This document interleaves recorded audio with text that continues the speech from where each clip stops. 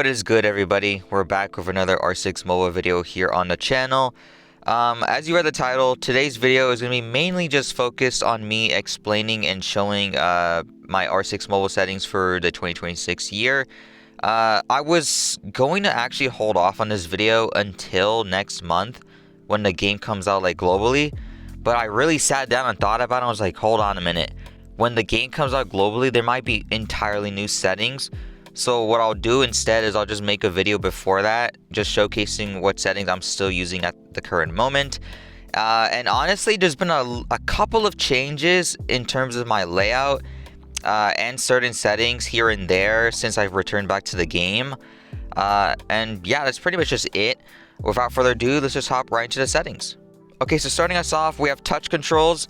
This is my current HUD layout. If you watch my previous settings video, it looks a lot more different if you really kind of just like compare them. And also for my previous video in general, like I switched a couple of buttons here and there.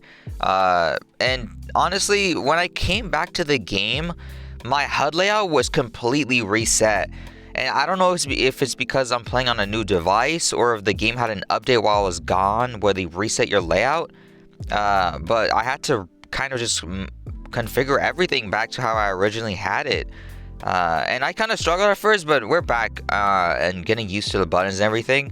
So this is the current HUD layout that I'm using right now. This is the observation tools, if you guys want to see that as well. Nothing out of the ordinary, really. Starting us off, honestly, just the left double tap effect, no double tap action is enabled. The only reason I do that is because my left side of the screen is only my index and my left thumb. And the reason for that is because my left index is for the fire button, and then my left thumb is for the movement joystick. So it's like there's no point, there's no way I'm going to be able to, like, you know, use a left finger or have anything for a double tap at all because I am a 4-finger player. Right double tap, though, it is a melee attack. I've always had it like this for as long as I can remember, so I've just gotten used to it. The lean slider behavior and the lean slider lock threshold and the lean slider minimum aim delay alongside the invert lean slider. Invert lean slider has always been off, but the lean slider behavior is a setting I did change. I used to use, I think it was slide and lock, I'm pretty sure. And I just had it like that by default since I remember playing the game. The lock threshold and the minimum aim delay as well was around like 0.25 or something like that, but I reset it to the lowest possible setting. Honestly, I don't know why, but I just turned off the lean slider. The lean slider, in either way, these two settings right here don't really matter because I have it off now anyways, but that's just one of those settings I remember I changed recently. Showed sprint lock is off, lock joystick in place is off as well.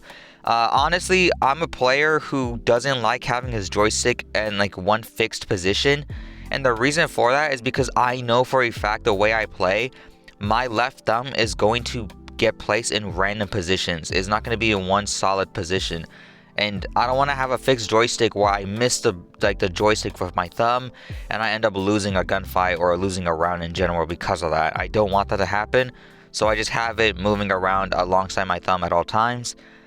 Display vault button behavior is always on. Display alternate fire button is always on because that's a hip fire button. I use hip fire. I don't use like tap to ADS and all that stuff. ADS button behavior is toggle. Same for the lean button behavior is also toggle. The camera rotation buttons are all off for the most part. I used to use, I think, for the lean buttons at least, I used to have them for camera rotation when I first started playing. But over time, I turned them off because it felt too fast, you know? So, yeah. Bro, I almost accidentally put the lock threshold at like 48. That was a misclick of doom. Moving on to gameplay settings. ADS auto shoot behavior is always off. Same for the hip fire auto shoot behavior. I highly recommend never enabling auto shoot, honestly. That thing is completely useless, bro. Aim assist is always on. You need this always on, by the way. Auto vault while sprinting is off. Same for auto swap weapons on empty. These two are personal preference, but I personally just like having actually pressing the vault button if I have to vault over something. me personally, because I don't want to just straight up run towards like a little ledge or something and it vaults automatically on its own. Like no, sometimes it's gonna put you at a disadvantage. You do not need that.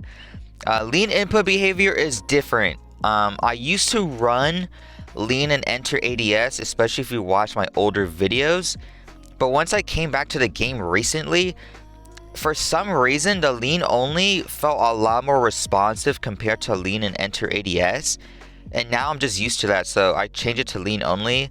And honestly, it's a lot more effective, especially because they did implement the new setting where you can just lean and not ADS, sort of how PC and console has it. So I highly recommend using this for your advantage. Exiting ADS always cancel lean is off, sorry. Cancel lean always exits ADS is also off. Jesus Christ, I'm chocked. Weapon gadget input is 2-step. All the gadget input actually is always 2-step. Honestly, it's just I've always had a 2-step. I don't tweak around those settings I don't know. So this has always been at default since I started playing the game. Reload always exits ADS is off. Same for sprint, exits ADS. Exit crouch, exit prone with sprint is also off for both of them as well. Drone movement snapping, I've always liked it at freeform. I don't really know why. I use freeform, and I'm assuming that freeform gives you more of a freedom to just move around. I'm assuming. I don't really know. Do not take that very, very lightly at all. Drone jump preview is off. I found this so annoying. I highly doubt that I'm ever going to use this. The jump preview was just in the middle of my screen. It was just annoying. It just felt like cluttery. I had to turn this off. And it was on automatically when I came back to the game, by the way, too. Drone jump input is on button press. Stay in drone view and prep phase ends. I do recommend you probably have this, I want to say, on. Me personally, I don't, because that's how I've had it all the time. I just got used to it. I think I've said that so many times now that I just got used to it. But it's just the honest truth. I got used to it. But I do recommend you probably have this on, because sometimes if you stay, in your drone, right, and the round has just started, you can give a quick comm to your teammate like, hey, they're gonna spawn peek here, get ready, and then they can probably pre-fire and get a kill and stuff like that. Do not enter drone view after throwing. I do recommend having this on. I have it off for personal preference, but honestly, it's better to have this on, mainly because you can sometimes throw a drone and it can be used as a distraction to an opponent. Let's say you're facing an opponent, right? And you guys are both behind the wall. If you throw a drone, they're going to get distracted by the drone if you throw it right in front of them. So their natural instinct is go and shoot it. In that time that they're going to decide and shoot it, you can straight up just push them and get a kill. Easy, like, distraction, honestly. And I think I've seen that done a couple of times in PC and console scene. So highly recommend having this on. I have it off for just personal reasons. Shooting input is on shoot on button press for every single damn gun that's featured here. Ash unequipped breaching rounds after shooting is off. Unequipped skeleton key when out of ammo for buck is also off. Same for Capitao. The Capitao settings, both of these don't really apply to me because I don't have them unlocked yet.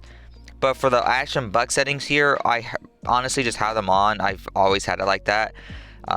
Sometimes you just want to continue firing, and I feel like if you just straight up have this on for Ash, you're gonna fire a breaching round and it's gonna go away. Your regular gun's gonna come out. Wamsy, you want to continue firing one. You know what I mean?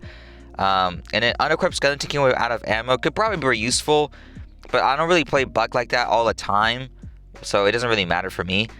Ammo swap button. Ammo swap button is on. Ammo swap button. Okay, I don't know what that. Yo.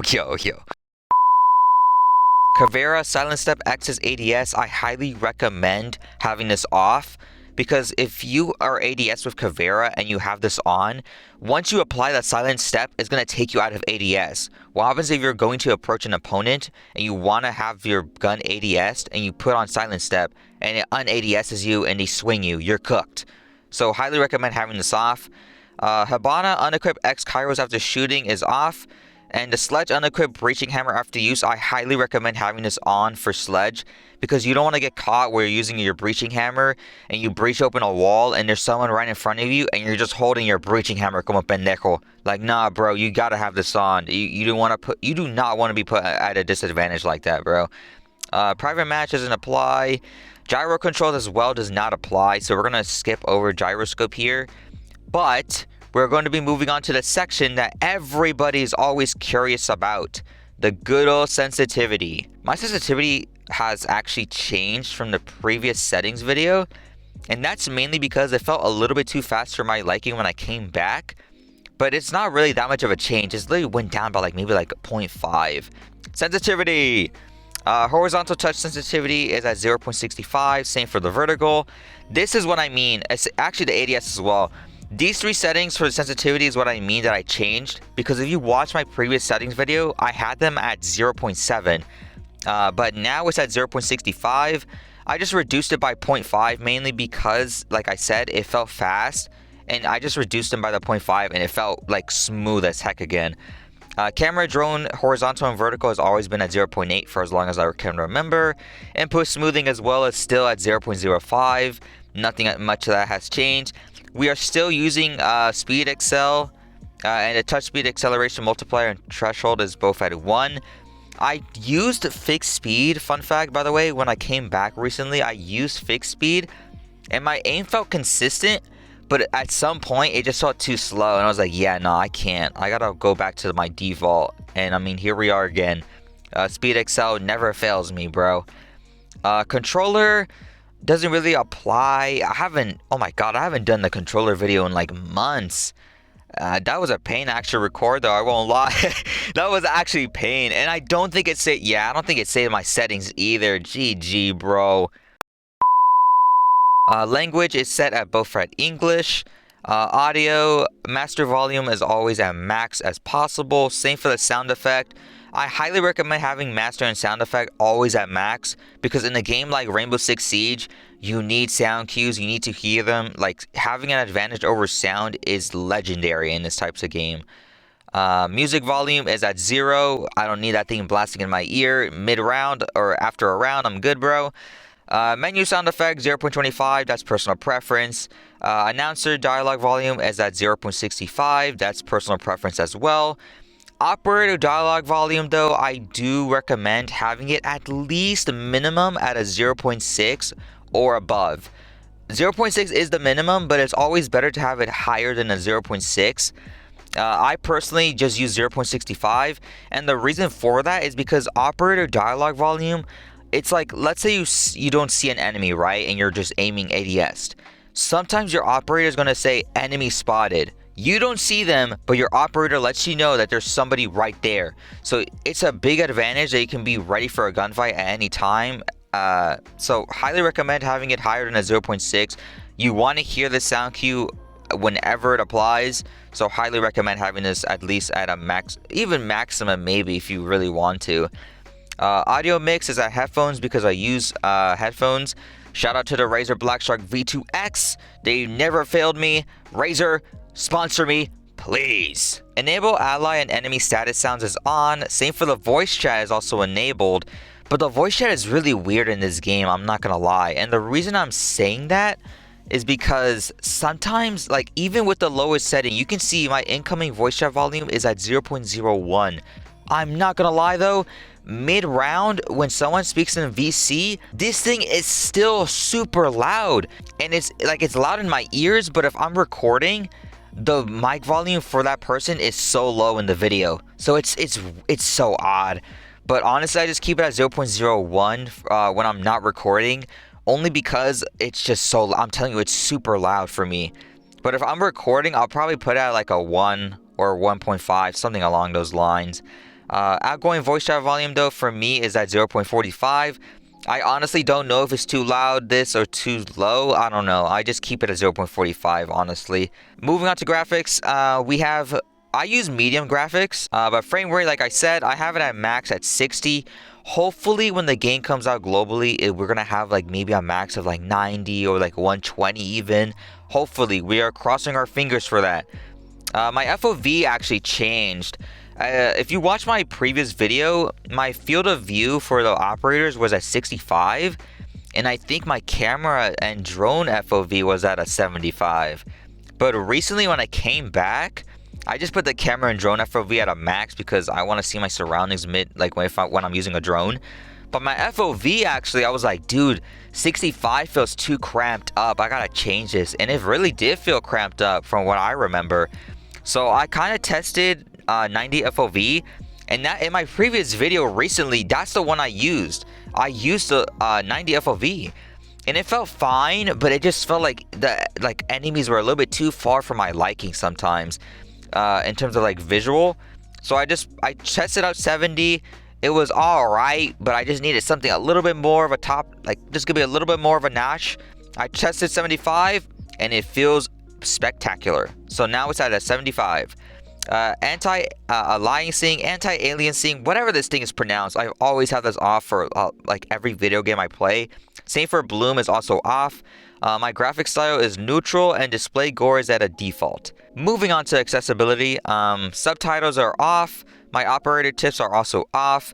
My audio compass is on. For any new players watching this video, you need audio compass on. Never turn this off. Audio compass can sometimes save your life in giving you a cue that someone's nearby and you can be ready for a gunfight. My friendly outline color, I was running yellow in the last two videos that I posted. And my enemy was actually at a blue color. But I don't know, I was so used to having blue as my friendly outline color that I switched it back for my teammates. But the enemy outline color, I tested out green. And honestly, green is like, that thing is good. Green is good for an enemy outline color because it's so clear to see. Especially for a player like me that I need that type of visual quality. So honestly, I just kept it at green and that's what I'm rocking now. Display ammo counter arc is on. Crosshair center dot is off. I remember early on that there were players who were saying that center dot was really like good, but I tested it out. I just don't like it. It just, I just can't play with that thing. Show network status is on. My P marker opacity and size, same for the scan, has never changed. My P marker opacity is still at 0.7. The marker size is still at a 0.8. The scan marker size, scan marker opacity are still at a 1. Ally marker opacity and ally marker size are also still at a 1. Nothing along those lines has changed. Drone entrance markers visible is off. I had this on. It was on automatically when I came back to the game, but I do not like that thing. I'm sorry, I don't like it. Amount of drone entrances shown is at 1. Stair marker visibility is at drone and operator view. Stair marker appearance is only when objective is on different floor. These two are default. I did not tweak around with the stair settings or floor marker visibility clearly. So it's just default settings here, honestly. Nothing's really changed. Gameplay rumble, haptic feedback, same for the menu feedback, are both off. And yeah, that pretty much covers all the settings, to be honest. Yeah, like I said, that's all the settings that I use currently right now. I will make a follow-up video next month when the game comes out globally if I change around any settings, things of that nature. But if you guys found it helpful, make sure to like, subscribe, comment. As I always say, do all that good stuff. And I'll see you guys in the next video, y'all. Peace!